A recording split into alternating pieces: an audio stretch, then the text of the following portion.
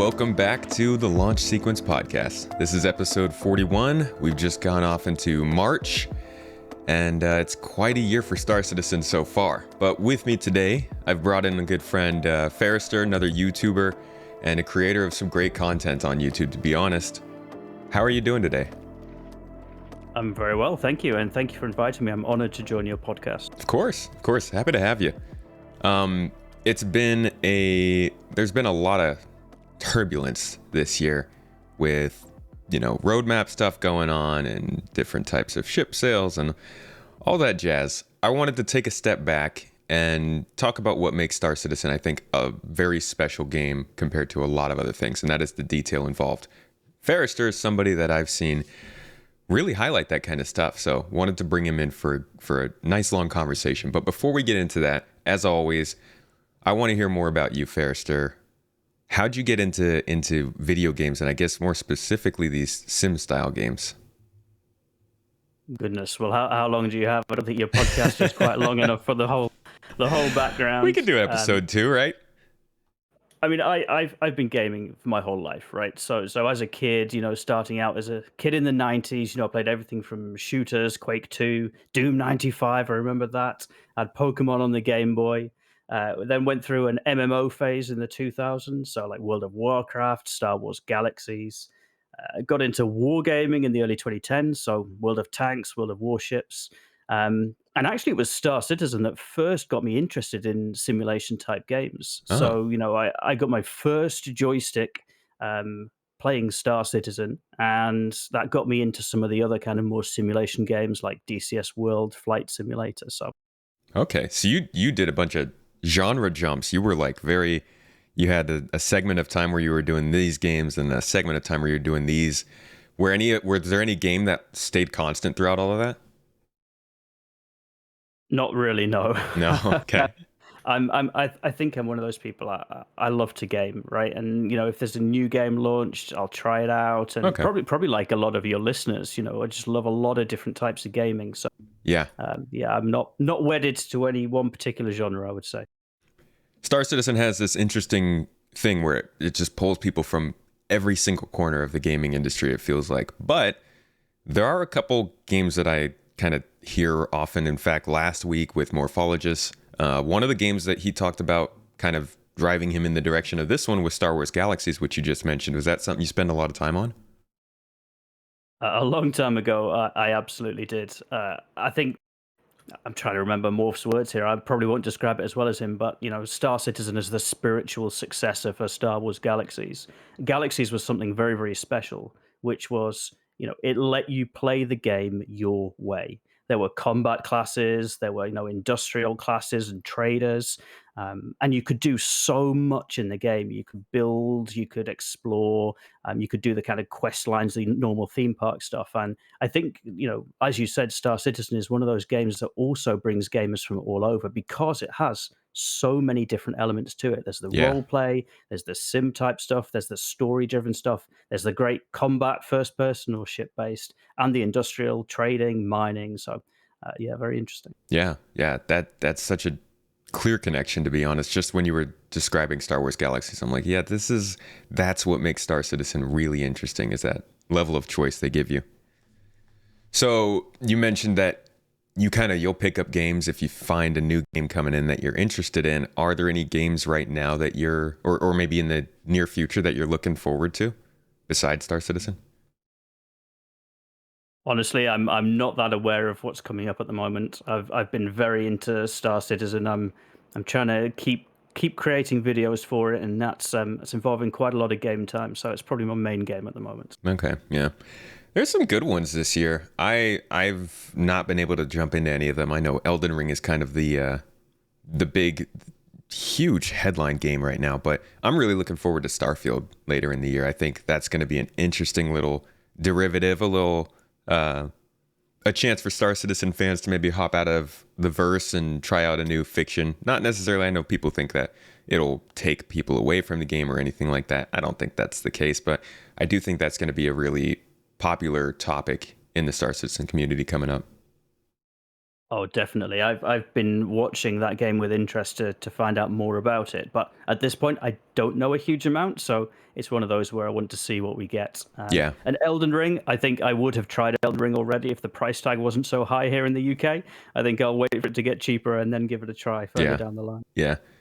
Yeah, Starfield's really like we know nothing. I mean, it's kind of how Bethesda likes to do things most of the time. They wait until a couple months before to really start to give us info. So looking forward to E3 this year, but cautious optimism. Same thing with Star Citizen. It's like, okay, I'm excited. I hope this is good, but we'll wait. We'll wait and see. We will. I'm also hoping that we can follow the likes of you to keep us informed on some of these things. I'm excited. I've started writing a Starfield script. I wanted to do it this week. I don't think it's going to happen, so I don't know when it will, but I'm excited to start covering that game. Speaking of Oh, I look forward to Speaking of making videos and stuff, one more thing I wanted to ask you about before we jumped into the main topic, and that is how did you end up getting into creating content? Because you said you only started about a few years ago. Yeah, I mean, if I gave you the honest answer, it's going to sound a bit weak. I started making videos at the end of 2019, and the reason was very, very simple. I've already said I love learning new skills, right? That's one of the reasons why I love simulation type games, that learning and being able to apply something new. So video editing seemed like a really nice, useful skill to learn. And I'd actually moved in 2019 from using a laptop to a proper desktop PC. And I had an Intel processor in it, 16 threads. And I thought, how can I put these threads to use? And that's what first got me thinking, let's do some videos. So yeah. Honestly, that's as good a reason as any to get into it. I mean, video editing is hard, but it's really, really rewarding. And Star Citizen is just it's asking to have videos made of it. It's beautiful, and there's so much going on that there's never a lack of content. But your stuff's really stood out, and clearly from the growth, people have enjoyed your stuff. So I hope you do keep doing it. I don't know what your long-term plans are. We could talk about that a little bit later, but I hope to keep seeing stuff coming from you. I think to be fair, you've hit the nail on the head there, which is Star Citizen is a great platform for it, and actually the reason for that for me is the community. So you hear a lot of things about the Star Citizen community, lots of things going around, some of it positive, some of it not so positive. My experience is one of an incredibly supportive group of people. They give me a lot of encouragement and motivation. It's just about 2 years since I made my first Star Citizen video, a Constellation review way back in the day. And since then, that community has helped me to learn, to grow, and given me feedback about how I can try to improve. But most of all, I think just very, very supportive and very encouraging. So Yeah. Being able to, the community in Star Citizen, I made a video about it recently, honestly carries a lot of the game, from teaching new players to making websites with resources to building out events to creating content together. There's a lot that comes from the community. And I think sometimes that gets overlooked because of the negatives or because of, what happens with the community when you start to see more of the clickbait kind of titles and maybe some of the more critical press come out. You only get to really see the bad side of the community. But like you said, it's a big reason why a lot of people hang around. oh, absolutely. Well, let's jump into what I think is the most interesting part of our conversation today, which is really just looking at Star Citizen through a magnifying glass. This game has so much packed into it for being so, quote unquote, early in its development cycle. They put so much work into the ships, into the locations, even into some of the gameplay elements. It just gets very deep. So I kind of want to just go over some of the stuff that we see in the game or that we notice that really stands out to us and talk about kind of the pros and cons of that. What's a good detail? For example, every ship in the game is completely different, right? We have different manufacturers, different reasons for ships, different time periods in which they were made, and all these things like kind of add on to what makes every ship different, which is amazing and it draws people in. But it also then leads to us having all these different types of glitches that are particular to ships. The developers have to take more time to rework every one of these ships separately when something happens or new technology is brought in. And you kind of see that, like, wow, while that detail really adds to the game, it's also a bit of their Achilles heel. And I was wondering if you had any good examples of this that you've noticed that you absolutely love in the game, but you do see it being something that holds them back. I think it's a very good point you make. I was talking to somebody about this earlier this week, and my comment was, when I'm in quantum travel, I will only quantum travel now in the pilot's chair or in another chair, sat down somewhere in the ship. And the people that are new to the game are saying, "Why'd you do that? You can walk around in quantum travel." And it's because I'm burned by the bugs that have happened in the past, where you used to get deposited out into space. And I think that's something that will carry forward with me now into my entire Star Citizen journey. I'll always quantum travel while sat down. And to be fair, I think that makes for an interesting story. When you get a new player on board and says, "Why is he sat over there?" You can explain the history and the background and the fact that these bugs used to exist. But no, I do agree. Yeah, I think I just ran into that this last week. The whole, what was it? No, that wasn't it. It was the getting out of my seat in the Aurora. That was a bad idea. I stood on top of the boxes and it just whoop popped me out of the top of the ship. But yeah, Or the prospector. You're not allowed to move when you get out of the chair in the prospector, otherwise the ship swallows you. we've had some pretty bad problems with the Prospector. That's always been a troublesome ship. A very useful one, but yeah, definitely a troublesome one.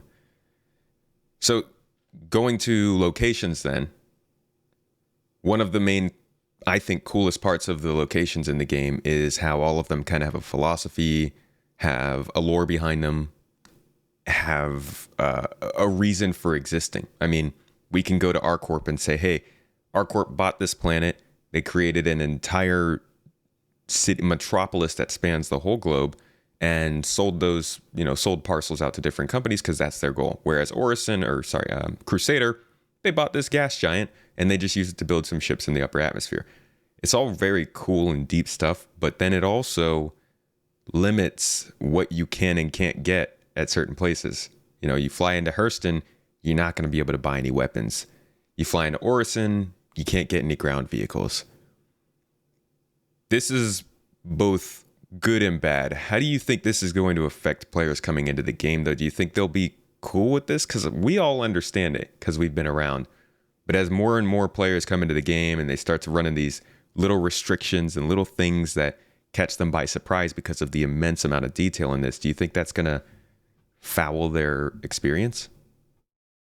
I hope not. I think the key to that is, I think, just signposting it and making it clear. If you want weapons, you don't go to Lorville to buy them, etc.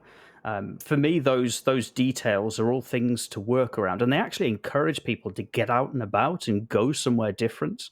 For me, those little details you talk about, the lore and things like that. I was so touched when I found out about ArtCorp, which you mentioned, and the Riker Memorial Spaceport there was named after a backer, Sean Riker. And I think that sort of thing, that sort of detail is just incredible to learn and find out about. And go to the Cloud City on Crusader, and in the lore and in the background, it's all about building ships because the gravity is so low and they can build such massive ships with the support of kind of the atmosphere. But then you walk around and, if you're not buying a ship, you probably haven't been to the Crusader Industries showroom there, where they've got like the Hercules and the Mercury Star Runner there. Or you can walk up and you can see a Hercules under construction. And I actually really like those sort of details. They're the things that 9 times out of 10, you'll walk past them, you'll not notice them, but they'll just be there in the corner of your eye, and they build out this world and make it something much more immersive. And it's not unique to Star Citizen by any means, but you see it a lot. I mean, a lot in Star Citizen. And part of us noticing it might be that we're here to watch them make it. Because I think to myself about how many things are built into Star Citizen's lore, and like you said, the details and stuff. And then I wonder to myself, is this happening in other games and I just don't notice it as much because I wasn't informed of it? That kind of actually brings me back to a comment I was about to make earlier, which was that you said they need to be good about the signage, about showing people you can go here to do this and here to do that. Is that something, though, that you think should be in-game or out of game? Because right now, most of the stuff that they do for that is on the website. Yeah, I think there needs to be more in-game, and there are subtle ways to do that. But I think anything that forces somebody out of the game to figure things out is just not a great human journey. Yeah. As players, this stuff needs to be well spelt out so that you can do the things in game, and also because particularly for a game like Star Citizen, there can be a steep learning curve attached to it. The all of the different ins and outs, and we've only got one star system right now, and if we get as many as we're supposed to get, all those little ins and outs just need to be signposted really well. One example of that, it must have been last year, I was doing a ship review of one of the 100 series Origin ships. Hmm. And I thought, oh, I'm going to get some great footage on Horizon because my frame rate's good on this server, so I'm going to make the most of it. And I landed on a lovely piece of grass, and I was in external view, panning around the camera. And then I came out of the camera, and it says, oh, you're a criminal now because you parked on the grass. And I thought, well, it would have been great to have known I wasn't supposed to do that before I did it. Right. Yeah. That's so hard. I don't know how they're going to effectively do that, because one thing I've learned from running an organization in Star Citizen is that people don't really like to read. And there's a lot of info in Stars. I mean, how could they give us all of the information that we need to know these things, these laws, these rules, these interactions, these understandings, without just overloading people? I mean, they have a system they've talked about, the player experience, or the player interaction experience upgrades that they're doing. And I do think that that's kind of stuff that they're doing to handle that. But there's just so much to know. I mean, I think there are smart ways that you can do things like, I don't know, you're going through a jump point into a new star system, and as you're going through, somebody gets on the radio and says, hey, welcome to Pyro, there are no rules here, anything goes. Or, you get onto the Stanton jump point and they say, hey, you're in Stanton, just watch your step, no shooting, take it easy or whatever. There are ways you could do that would still be immersive without having to give you like a checklist of what you can and can't do. Yeah, but then you have to do that for Orison and for Lorville and for every city.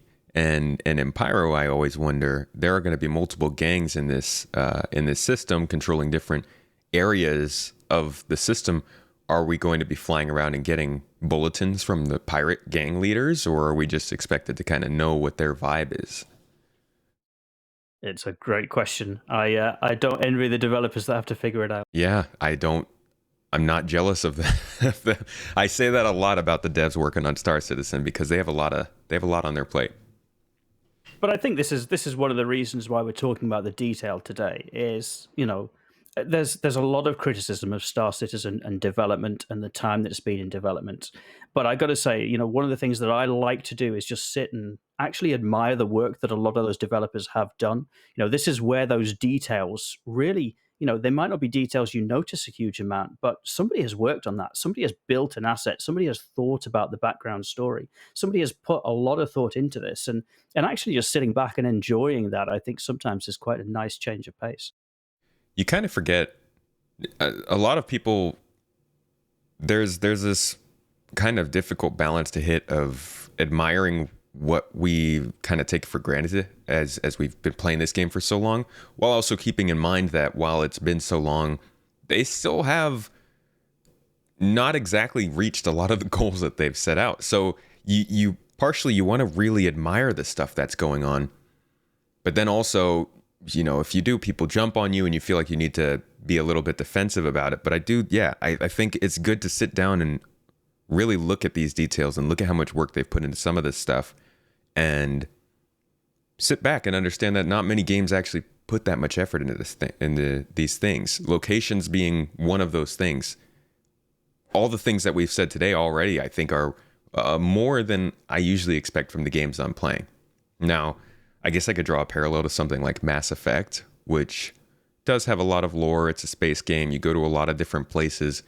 But even then, when I go and I visit a planet in Mass Effect, I don't feel like I have nearly as much understanding of what's going on in it. Yeah, no, definitely, I agree.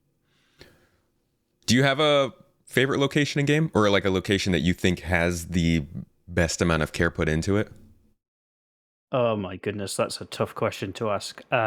I think I would have to say my favorite would be Microtech, just because it's my spiritual home, right? You see the different biomes on there, going from like the snowy mountains. The new cloud tech makes it look incredible, and even just walking around New Babbage, the amount of detail, the things you can see in there is great.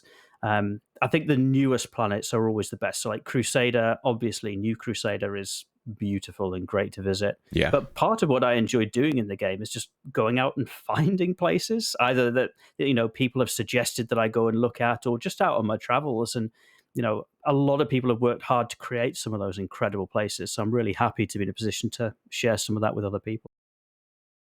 New Babbage, Microtech is definitely, I think, the wonder of the game right now. Obviously, Crusader is a very impressive technical feat, but New Babbage just feels like it has the perfect balance of a good set of biomes. Obviously, they know the testbed for all their new planetary tech. We just heard that we're now also going to get a river as well as the clouds. Probably the first place that we see fauna could be New Babbage. Maybe it's somewhere in Pyro, but there's just, or not New Babbage, sorry, Microtech. There's a lot going on there. Certainly a great place to start out. I've been blown away, honestly, by the diversity in each biome on that planet. I haven't explored very much, but if you get into a biome and then you go and you explore inside of it, you start to see different things. It's really cool. Oh, it is. And you actually see that in different places. Like Hurston, right? You don't think of Hurston as being that interesting, right? Big, red, dusty, dirty planet, right? Yeah. But actually, once you get out and about, you get to by some of the oceans, you see something a little bit different. You get to maybe the poles, you see something a little bit different. So even some of those older planets do have different biomes that are worth exploring. There are little kind of grassy tree areas in very few places on Hurston, and that contrasts against the red background of the rock, and that's one of the things I like about this game, is just getting out and about, finding something new, and that's where I think the detail helps. Yeah, definitely. Speaking of, I guess, Microtech and the rivers that we were talking about and the clouds and everything, on Inside Star Citizen just yesterday, I don't know if you saw it, but they did give us a little bit more detail about the river they're going to bring to the planet. What did you think of that, if you did get to catch it? I did get to catch it. I was wondering whether it's too early to talk about that. For No, anyone of that's course not seen it yet, it's Inside Star Citizen. It's called River Song, and they talk about actually bringing some of these rivers to Microtech. I think it's great, right? It increases the level of diversity. For explorers, obviously, yes, more variety. But also, I think for other people, what's the impact on, can you see people if they're under a river? Can you detect a ship that's underwater? Does water give you extra protection? Do special minerals spawn there? There's so many interesting possibilities that more diversity brings to the game. Yeah. And all of these details are what we can use to tell the story about Star Citizen. It gives us a need to explore or trade or discover, and I think that's great. Yeah. It's really, it's a tough conversation once again to have, because people look at it by face value. Actually, we were talking about this before the podcast. There's the difference between looking at it in terms of what it brings to the current patch that it's coming into and what it's going to provide for the game going forward. And the rivers feel similar to the derelicts in that regard. In that, yes, derelicts are great. They're cool. But we got one caterpillar. It's in a couple of different places, and it's got some basic features attached to it. We're going to get one river on Microtech. It's probably going to be pretty basic. There won't be too much added to it. But like you said, it adds an entire new level of questions for us to ask. I mean, besides all of those things about the water, they brought up the fact that they're now going to have a way to dynamically spawn specific harvestables next to these rivers. Boom, this suddenly turns into an exploration gameplay kind of opportunity, because now you don't necessarily know what's going to be there, right? It could be any subset of harvestables they create in the next however many years, but you do know there are harvestables there. And the problem with exploration, in my opinion, right now is that we don't really know where to go. We don't have any way to detect things like caves or derelicts. We don't have quantum and probability volumes that tell us that around this planet you'll find more derelicts. So exploration's never, while it's always been viable, you haven't really had an objective. And I feel like as they add more things like rivers that have spawnables that we can expect to be there, it changes the game a little bit. I think it does. And to be fair, I don't expect to be told everything that's out there and how to find it. I Yeah. think that element of discovering something new is actually quite special. And I know a lot of explorers, that's what they're really looking forward to in Star Citizen, is not necessarily knowing where to go to find something or what they'll find when they get there, but just, putting your foot down in some untrodden snow, that feeling of this is somewhere new, this is exciting. I think the other thing about the river tech that you said very, very eloquently, you use the word dynamically placing this stuff around. I would say procedurally putting this stuff around the rivers, and that's important because what it means is, although this is just one river, it's a test bed, right? It's to Yeah. see the technology, to see it's working. They've developed it in such a way that actually the stuff that sits behind it is procedural, which means they can ramp it up. So this is part of delivering something that could run on however many other planets that they generate in the future. And this is something I think the Star Citizen developers have got much better at in recent years, is not crafting a single landscape and saying, that's one done, let's do the next one. It's actually, how do we get the computer to work out what's going here and then be able to reproduce that on a very, very large scale elsewhere. Yeah. It's something they've kind of always done, or at least hinted at that they do, with things like the mission givers, the moons, the planets, all that. But it does feel like we're starting to see that method much more clearly. Like the rivers is it's a very, very clear way for us to see that they are putting in one design of this, figuring it out, and then they want to expand it past that. And I like that. That's one of the many really, really good parts of watching Star Citizen that helps you kind of understand how game development at least can work. Getting that sense of, okay, they're not just working. They're kind of sitting back and thinking of how they can work to make this all work for, the dozens of systems they want to do in the future, which at this level of detail is still kind of crazy. It absolutely is, but also quite exciting, I hope. Yeah. But that's an important key fact I think that people should take away from the addition of one river to Microtech, is just the fact that it's very much a test case. There's going to be things that are changing. They might even take it out, honestly. They might put it in, realize it's broken, take it out for the next patch. We don't really know, but it is cool that they're bringing it in. I think that's that speaks towards the detail of the game. But there's another aspect of the game that's very detailed that's probably going to affect players a lot more, and that's gameplay. And one of the major ways that we've already seen the detailed aspect or the detailed characteristics of game loops is in the new medical gameplay, the realization to a lot of people that Death of a Spaceman is even a thing.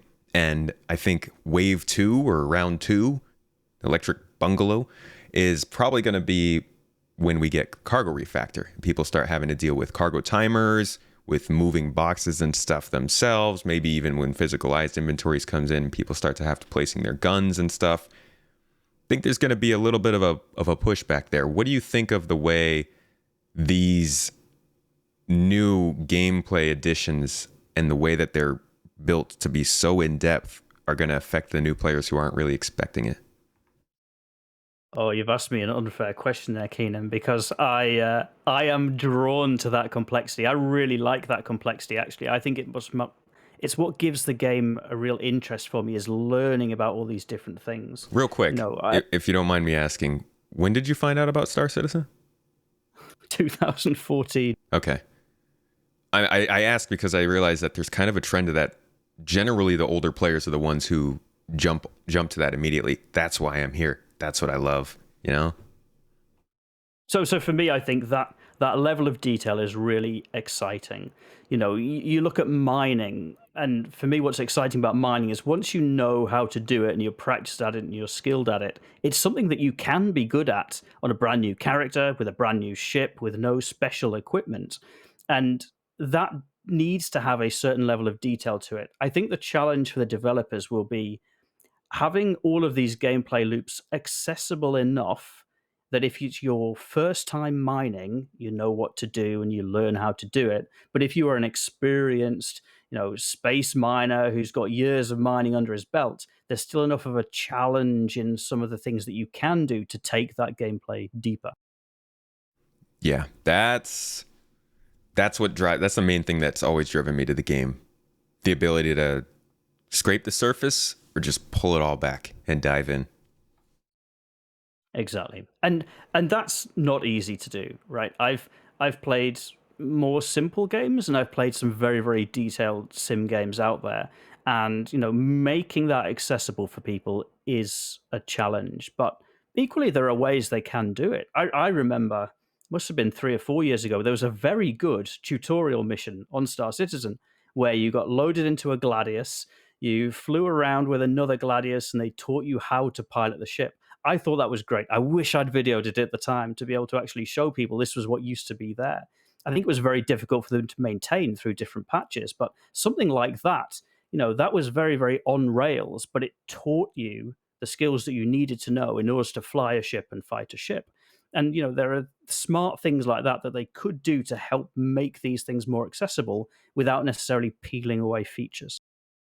We talked about that on a recent episode, actually. I never even encountered that.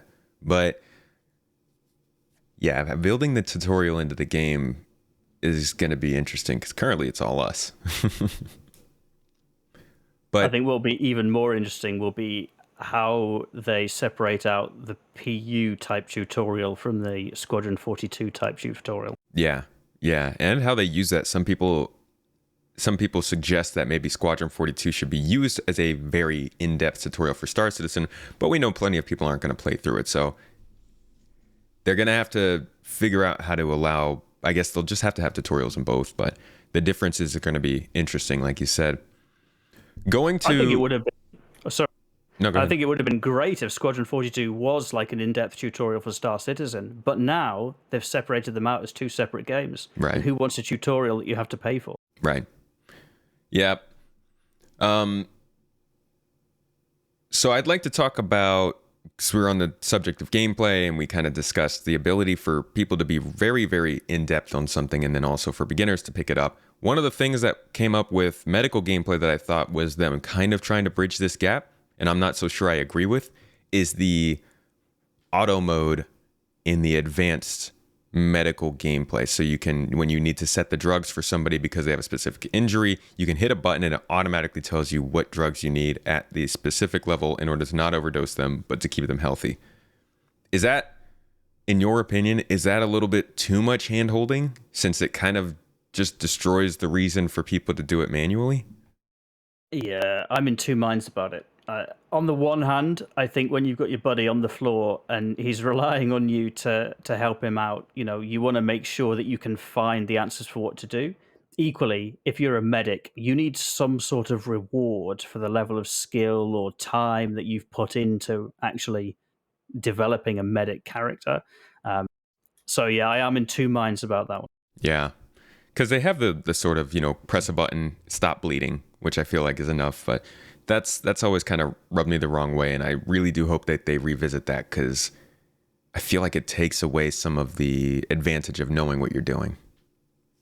I think so. But equally, I've got to be fair, we're at a very early stage of medical gameplay. If True. you remember when mining was very first introduced, it was pretty simple, really. You had the mining laser, you decide how much to charge it. That was pretty much it. And now we're seeing things like, different mining heads and then different consumables, passives. And then, you're going to get these little gadgets that you put on the rock. And so actually, even that gameplay loop that started out as something relatively simple is getting more fleshed out. And I hope we see the same thing with medical. I'm really hoping mining gets, I guess, kind of boring or drilling into the ground. All of the things that I have problems with on mining now don't even have to do with, the lasers or the things that we're using, but more the rocks themselves and what we're mining.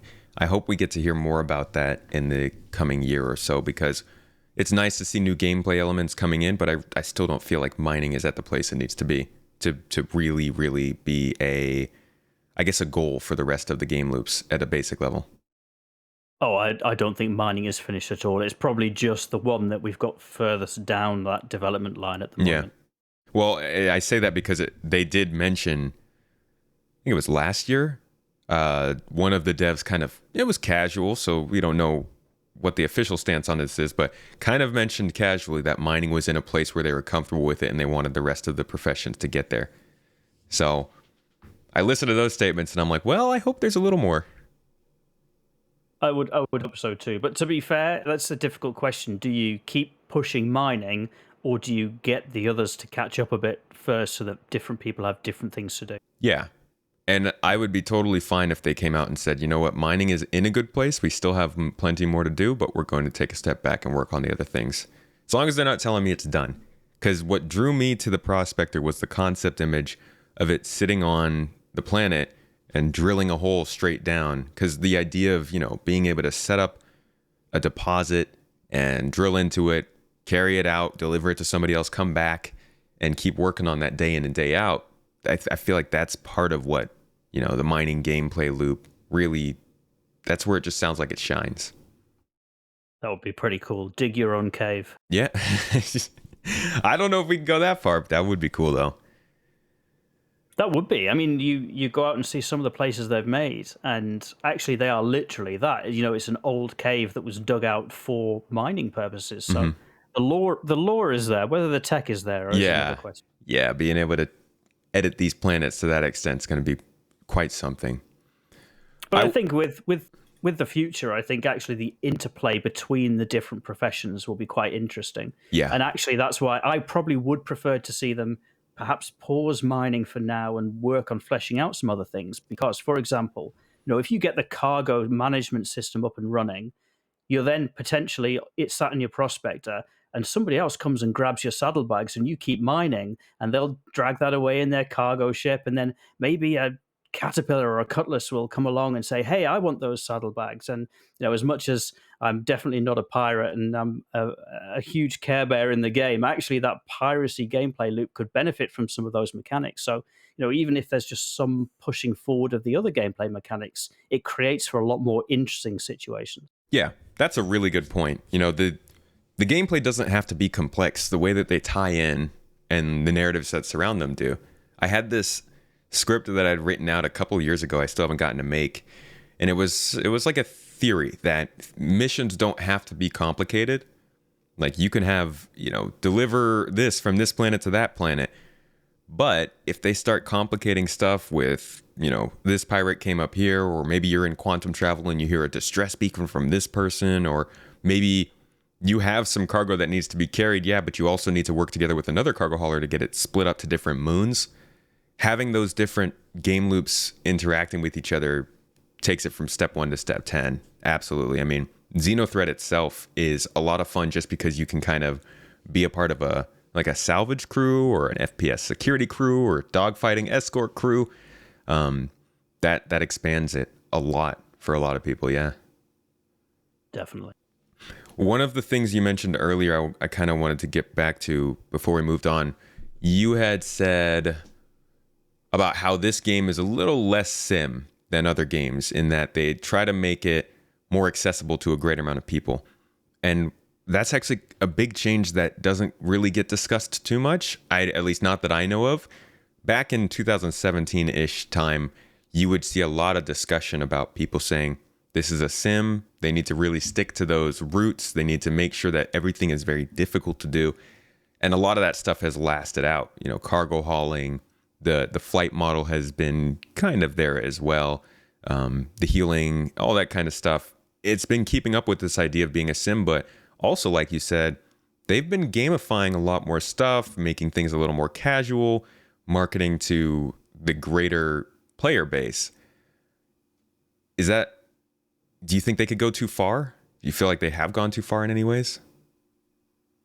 I mean, I think for me, they're in a very difficult position where they're trying to cater for a lot of different people.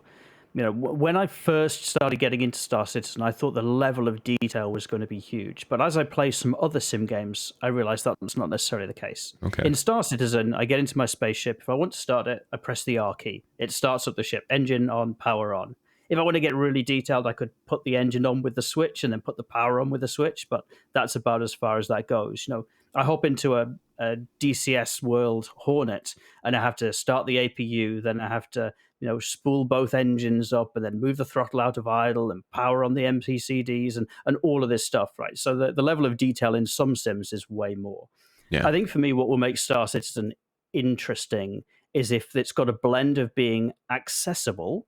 So you've got an easy to operate ship so that anybody who's picking up the game can just pick it up and get into it. And by the way, that's a big challenge for some of these other sims is they're not easy to pick up and start flying and get into it, but also to reward the people that spend their time on the flight mechanics. So, even if it's things like power management that gives really experienced pilots things to do other than just, keep the ship flying in a straight line.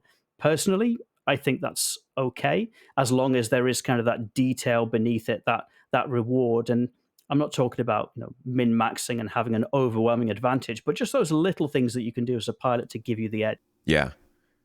I would actually be interested in the idea.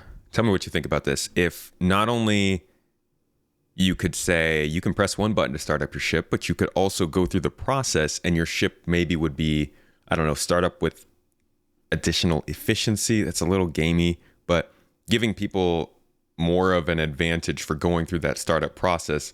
Also, though, what about the idea of starter ships or maybe smaller ships? I don't want to say smaller sizes and everything, but more basic ships with more basic functions are easier to start up. Whereas once you start getting the more advanced ships, specialized ships, you start having to do a little bit more to get them running. What do you think of something like that?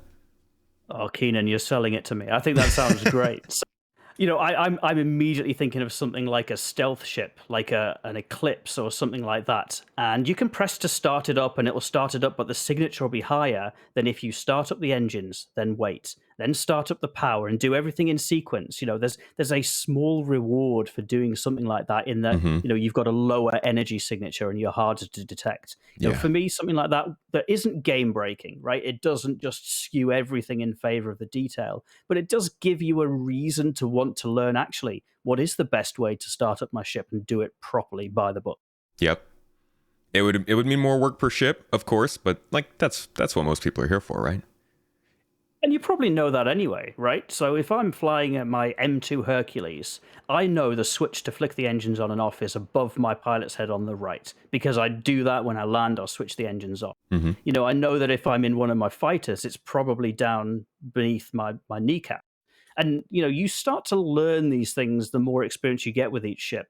But that gives them all their own character, their own flavor. And again, I think that's a good thing. Yeah.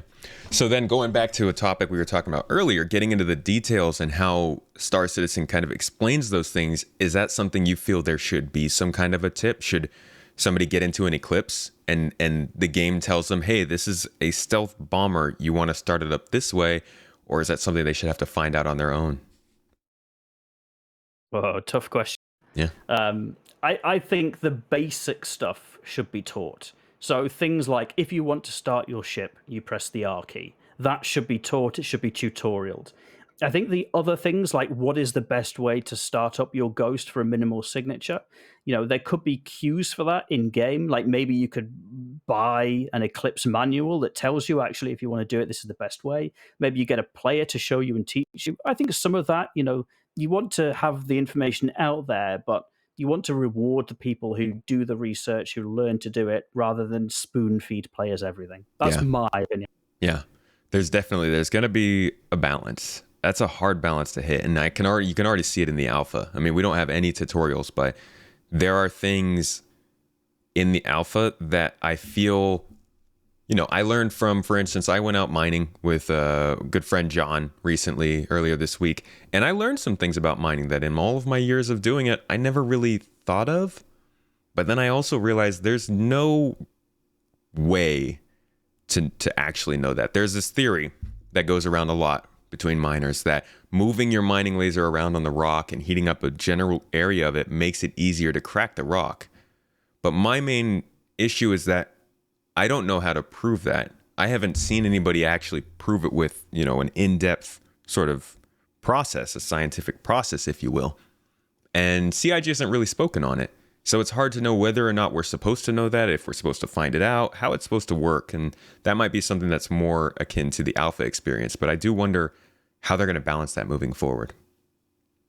Yeah, I mean, to some extent, some of these things will also be born out of people trying to find ways to justify what's working.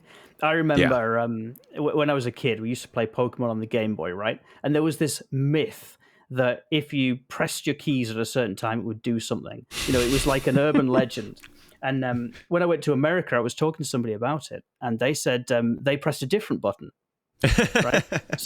So it's just one of those things where I think sometimes players like talk themselves into what works. But Yeah. what for me would be potentially exciting is if you're out on your mining trip and maybe that's like an old wives' tale that you hear, or if you move your mining laser around, it helps. But Mm-hmm. maybe you also hear how he's controlling the throttle.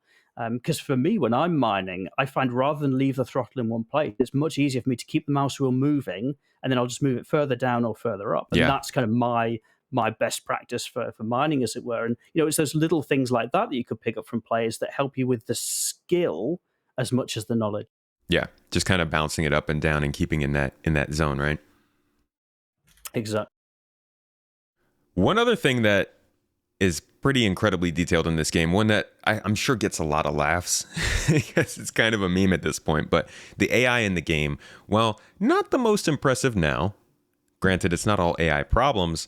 The way that they're developing it based on, ISCs that we see, Star Citizen Lives, monthly reports, is clearly very in-depth and detailed, to the point where in this most recent monthly report, we're seeing that NPCs are going to have, their own characters, their own jobs, locations, but they'll also get dynamically spawned lines based on all of those variables, so that when they get stopped by somebody, they can have the correct conversation.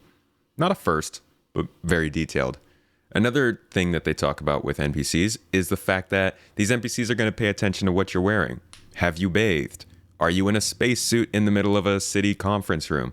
All that kind of stuff is going to factor into their affinity for you and whether they want to give you a mission and stuff.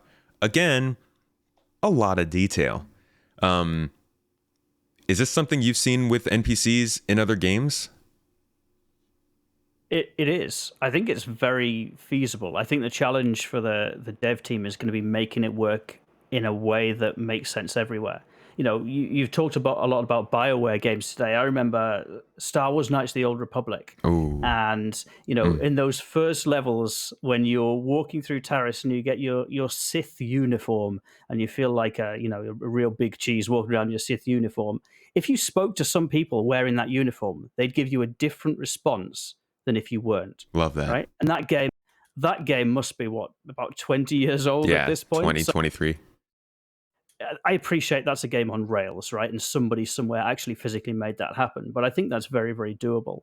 I think the challenge for Star Citizen is you need to make your AI not stupid, but also not smart, because there are things that AI can do much better than any of us can do. Mm-hmm. If you wanted an AI to fly the Gladius, you could program an AI to fly it much better than I could, but you don't want it to, because it will make me look like an idiot, and I'm the one paying to play the game, right? So Yeah. It's finding that balance between having a really smart AI and not having it too dumb. That's fair. The AI in this game it's an interesting story to me, especially because we have different levels. We've got the subsumption AI, which come from the quanta in the quantum system, and then we've got mission givers who are going to have much higher details and things like that. And then they talk about mission archetype characters in the most recent monthly report. So it's I'm not really sure I can wrap my head around what their plans are with the AI as a whole, but they've got some deep plans for it. It's exciting to see what they do this year with it. I think if they could teach them to sit down, that would be a good start. That would help. Yeah, sit down and maybe realize when they've walked into a wall. Yeah. How getting more back into the current game, how has this current patch been treating you? How's 3.16? Yes, okay, I think. I'm still trying to make money back from the wipe. The great wipe of 2021.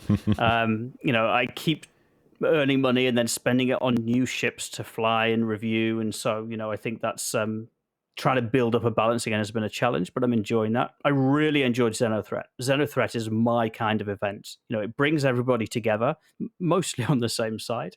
Plus, having the capital ship combat, that is definitely my bag. So Yeah. yeah, I've been quite enjoying it. How about you? There's always problems. I deal with a lot of glitches. Sometimes I think I'm some kind of a magnet for bad glitches, but it's still, as annoying as it can be, it's still the most stable it's ever been. Right now is, I think, the most reliable Star Citizen has been, despite some of the pretty annoying glitches, mostly because of things like crashes, 30Ks, extremely bad FPS are generally minimized. I won't say they're gone, but the gameplay additions of this patch weren't a huge deal to me. I've loved the events, like you were saying, and I've actually really enjoyed just getting back to the fundamentals, starting to do bounty missions in a row to build up my reputation, starting to do mining, and just really sit down and think about what I'm mining. That's been good, and I feel like I haven't been able to focus on that because there's always been a lot of performance issues that I've paid attention to. So, I definitely agree with. I think you go back 2 years and the 30Ks are all you experienced. Yeah. I think actually was it on your last podcast, Morph came and he actually had a 30K t-shirt on, I think. Yeah, So, yeah. I think it's certainly becoming rarer, and as that stability builds, I think people will have much more trust and faith and be able to keep going. Even the little things like the fact that I know now if I'm running cargo and I do get disconnected, I've probably still got my cargo. That sounds like a little thing, but for those that experience the kind of losses they had before, it is a big thing. So I definitely agree with the stability. Yeah, because that's not even something that protects you in the moment. That was stopping people from playing the game. People were saying, I'm not going to cargo haul because if I get a 30K, that wipes out my entire day. Now people feel comfortable with playing the game again more regularly because of that stuff. As long as you're not loaded up with scrap. Yeah, and as long as there's not that the other side of cargo hauling is the demand. Jeez, it's just miserable trying to run consistent routes. But look, those are good problems for us to complain around, right? Yeah. Anybody that runs cargo will recognize those as challenges, and actually, that gives us something to talk about, gives us something to work towards. And cargo is still in early implementation. It will get better. I'm pretty hopeful it will get better. Yeah. Astropub was saying just a month or two ago that one of the great things about nowadays is that the conversations we're having are more gameplay related. Now, there's still some about, the back end and the technical aspects, but there's a lot of gameplay opinions going around now, especially with things like dynamic events that shows that the game is definitely progressing. Definitely. And I think when you take a step back, for those of us that are fortunate to have backed for a while, and I say 2014, I felt like I was late to the party in 2014, but I remember, I sound like an old man. I remember Back when in my we first day. we first got the hangar module, and you could walk around your ships, and that was incredible. And then I remember we got Arena Commander, and you could actually fly some of your ships, and that was incredible. And then I remember looking at a Citizen Con demo of people on the same ship, a multi-crew walk around, and you could see the person walking inside. Now we take all of that for granted. You fly up and you fly past a constellation, you see a couple of people in there, and that's just normal. So I think sometimes actually looking back and seeing the journey that we've traveled and some of those tech hurdles that they've overcome, it's quite a lot that they have actually delivered already. Yeah, it is. And obviously the first reaction to that is, well, look at how much time it's taken. But a question that I guess always comes into my mind when I consider that is, they've taken a lot of time to get to building these experiences out for people. What my main question would be is, has anybody else? Do we see any other games that are nailing that aspect of what you're talking about? Multi-crew flying ships, jumping from one ship to another, transporting this cargo from different mediums of gravity. I do think that there are a couple games that get pretty close. There might be some that do it, but I'm not the best in the industry. What have you noticed? Well, I mean, I think people who have that criticism, it is a fair criticism. I've got screenshots of Star Citizen commercials on my computer that say were released in 2016, Oh and I'm boy. sat here looking at my watch in 2022. So for the people that wanted the game they wanted and wanted it in a decent time frame, that is a fair criticism. Hmm. But for me, what has changed is actually the scope of what is being delivered. At any point along this journey, they could have said, right, that's it, we'll polish it up now and we'll call it a game. And it would be as big a game as any other. But actually, that scope is expanding. And a lot of those features that were big new things at the time, like multi-crew, like walking around different people's ships, are now just part of the game. They're just natural. You don't Yeah. give it a second thought. And I'm okay if we kind of stay in that space for a while where they add something new and it becomes second nature, and they keep building the feature sets. I think a lot of the nervousness of late is that it feels like the speed of that has not been as pacey or as racy as it was in the past. I think the time between those arena commander modules and multi-crew was maybe 1 or 2 years, and that felt like a long time back then. Yeah. But when I look at what's been delivered in the last year or two, a lot of it isn't released to us for us to be able to see, and it's not tangible. And I think that's probably what makes some people nervous. It's definitely, if you look at the roadmaps, the past roadmaps, you will see that the period of 3.0 till about 3.8, 3.9, there were a lot more features in each patch. But those features were generally a lot of fundamental things that, like you said, has sort of faded into just being part of the game. Things like, I mean, this is a huge one. I don't really hear talked about too much, but the ability to send money to other people that was monumental when that was added into the game, because we used to have to do all that beacon stuff just to get money to our friends. But that's kind of something that nobody really considers anymore. No, absolutely. Although with my impartial hat on, I wonder how much work that truly was compared to some of the other things that we're looking for. I don't know. Yeah, yeah. But I do understand some of that. I won't say fear, some maybe more anxiety about the roadmap and the last couple of patches for sure, and kind of the outlook. But I do think that people might be missing, I guess, what's the saying? Missing the forest for the trees or something like that. Yeah, no, definitely. And to be fair, I think people are justified in that because people want different things from the game. I mean, we were talking about this earlier. Part of what attracts a lot of people to Star Citizen is the dream of what it could be in the future. And everybody has a slightly different idea as to what that dream is. Some people would want something that isn't quite as detailed, isn't quite as feature complete, but is polished and is finished and they can play it now. Other people want the world. They want literally the universe simulation. And the more detailed it is, the better. And if that takes longer, that's fine by me. I just want all the detail. So, it is a very difficult position to be in to balance those two. Yeah. And so I think people do have legitimate concerns, but that's because people want different things from the game. Yeah. What blows my mind really is that not only are you dealing with those two extreme points of view as to what to get, but anybody who's run a company knows that a company itself has a ton of internal, I won't say strife or conflict, but opinions that butt heads on ideas. Not only are they answering to all of the backers who are constantly asking for new features to work this way, you have to imagine that the different developers coming from different teams and different understandings and ways of life also have their own disagreements that the company has to move through in order to get these features shipped. And, running an org, running Space Tomato Gaming has definitely grown my respect for how to do that stuff. I'm not saying, obviously, they're not free from their mistakes or anything, but it's something I think about more often lately.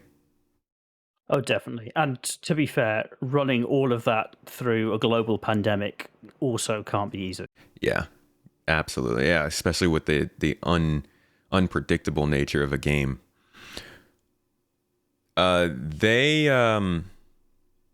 know what? I just lost my train of thought. I guess the last thing I was really going to ask you about are features that are coming up anything that's coming up for you that you're really excited about? Maybe ones that aren't so obvious. People will be like server meshing. We'll hear Gen 12.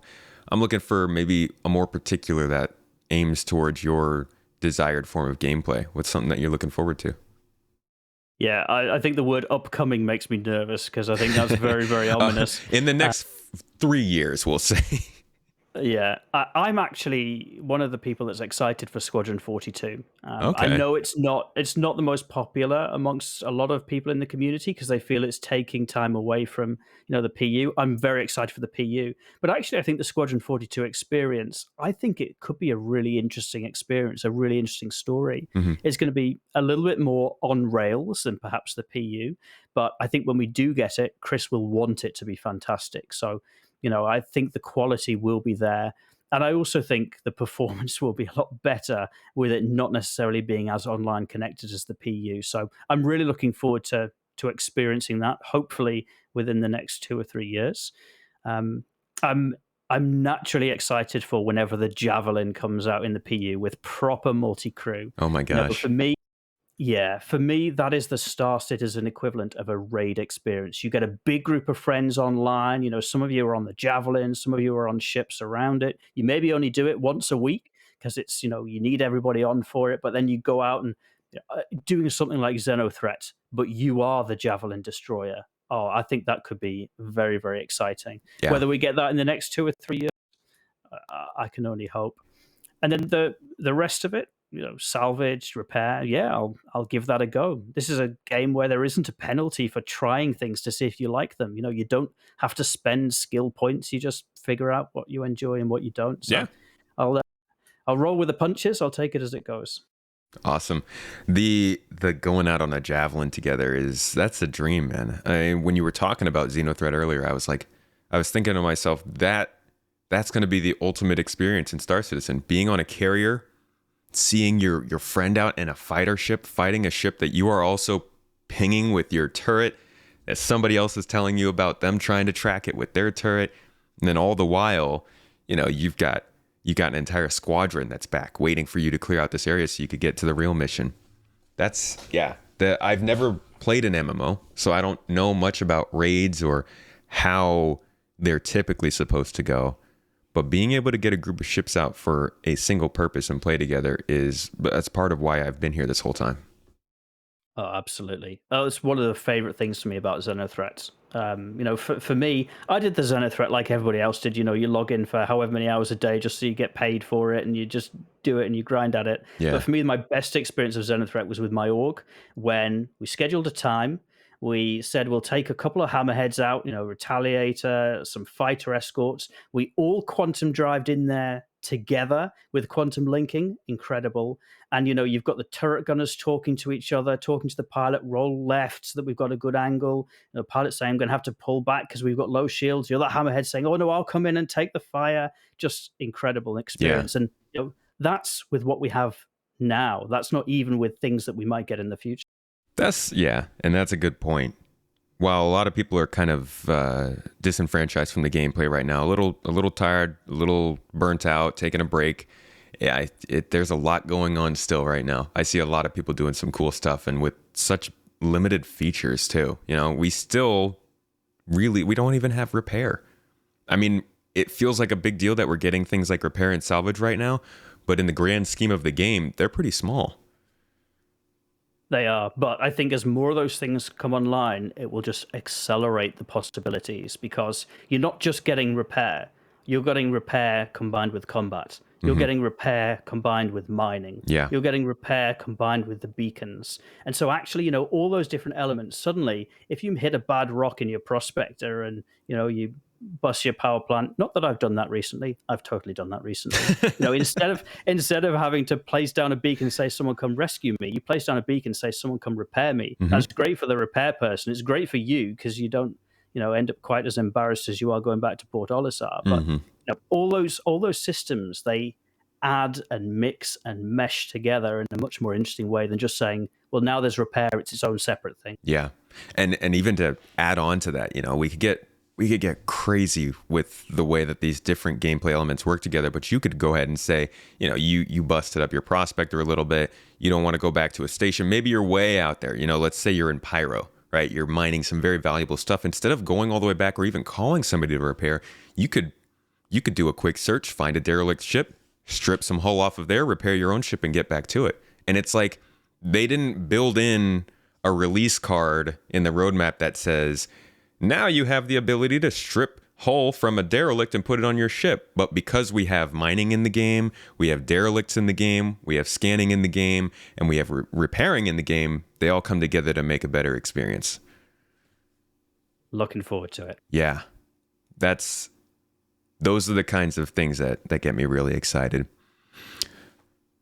Well, Farrister, we've been talking for a good hour here. Honestly, I feel like I could go longer. I don't want to keep you too long, though. I have one more question actually regarding, this comes from a supporter who was here live for the show. Regarding the Squadron 42 stuff you were talking about, that Arena Commander, maybe Theaters of War, these different games that are included in the Star Citizen project, and seeing what they do with the engine, I have no doubt there will be more in the future. Are those things that you're also going to try and cover in your content, or are you mostly sticking to the PU? I'm open to it. One of the things that I've learned from making videos over the past couple of years is my audience is very, very good at telling me, what it likes and what it doesn't like. Whether that's through the hitting the like button or leaving a comment on a video, I will be guided by my audience about what they want to see. So I would love to cover all of that. If it's, Squadron 42, if it's the PU, if it's another game, I'll be guided by my audience about what they want to see. That's fair. It's a good approach. Well, like I said, we've been going quite a while, and I don't want to keep you too long. I just would like to thank you, though, for coming on here, episode 41, first episode of March, which I think is going to be a pretty interesting month for Star Citizen. But before we go, if you could let everybody know where they might find your content, what you do to make that content, and I'll make sure to have the links down in the video description or the show notes for anybody who wants to follow through. Yeah, absolutely. So I'm at youtube.com/Farrister. I'll spare you the details of what I do to make that content. It takes me a long time to put a video together. There are lots of steps. I particularly make Star Citizen videos. I'm mostly known for ship reviews or location spotlights where I celebrate the detail, just like our conversation today, Keenan. But yeah. Awesome. Well, thank you. And I can attest they are some quality videos. Farrister puts out 2 videos a week. I don't know how he does it at the quality level, but Star Citizen has created some great creators who put a lot of time and effort into the craft. So I definitely check it out. If you really want to get to understand some of those details in this game, locations and ships, a great resource to have in your back pocket. So thanks again for coming. Thank you to supporters for coming and watching live. Anybody else who would like to watch this live or benefit from other things like my 2 exclusive videos every month, you can sign up on Patreon, on Ko-fi, you can become a YouTube channel member, or you could be a Twitch subscriber. There's always more to that, but that's the basic level. Regardless, thank you all for coming to watch episode 41 of the Launch Sequence podcast. It has been a great year so far, and we're looking forward to more in the future. And I'll see you all next week.